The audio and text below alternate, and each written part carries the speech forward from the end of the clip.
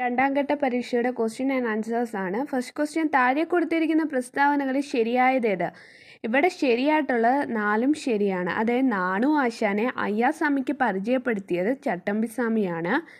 വേദാധികാര നിരൂപണം എന്ന പുസ്തകം എഴുതിയത് ചട്ടമ്പിസ്വാമികളാണ്. പണ്ഡിറ്റ് കറുപ്പൻ്റെ നേതൃത്വത്തിലാണ് കൊച്ചിൻ പുലയ മഹാസഭ സ്ഥാപിച്ചത്. വക്കം മൗലവിയാണ് ഇസ്ലാം ധർമ്മ പരിപാലന സംഘം സ്ഥാപിച്ചത്.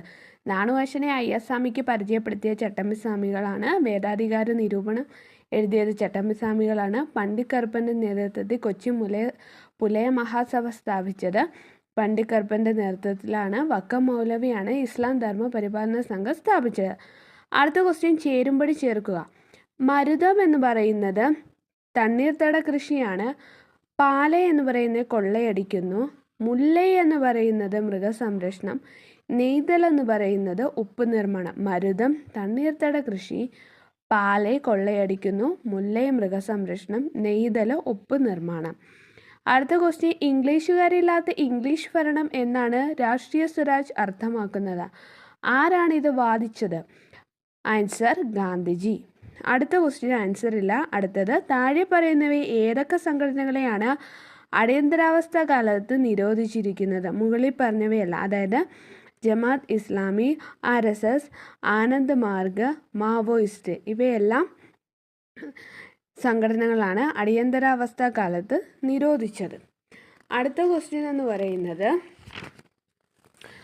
ലാഹോർ ഗൂഢാലോചന കേസിൽ 1931 മാർച്ച് 23 താഴെ പറയുന്നവരിൽ ആരാണ് തൂക്കിലേറ്റത്? ആൻസർ രാജ്ഗുരു ആണ്.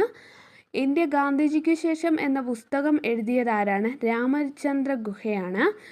അടുത്ത ക്വസ്റ്റ്യൻ, താഴെ കൊടുത്തിരിക്കുന്ന പ്രസ്താവന ശരിയല്ലാത്തത് ഏത്? ശരിയല്ലാത്തത് 2ഉം 4ഉമാണ്. അപ്പം ശരിയായിട്ടുള്ളത് ഫ്രഞ്ച് വിപ്ലവവുമായി ബന്ധപ്പെട്ടതായിരുന്നു റെയ്ൻ ഓഫ് ടെറർ എന്ന് പറയുന്നത്.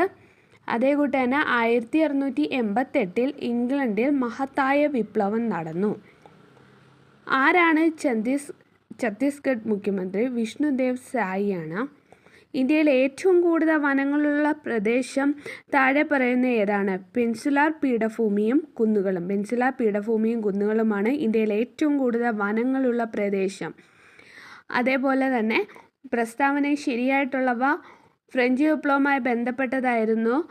റെയ്ൻ ഓഫ് ടെറർ 1688 ഇംഗ്ലണ്ടിൽ മഹത്തായ വിപ്ലവം നടന്നു. ഛത്തീസ്ഗഡ് മുഖ്യമന്ത്രി വിഷ്ണുദേവ് സായിയാണ്. ലാഹോർ ഗൂഢാലോചന കേസിൽ 1931 മാർച്ച് 23 താഴെ പറയുന്ന ആരെയാണ്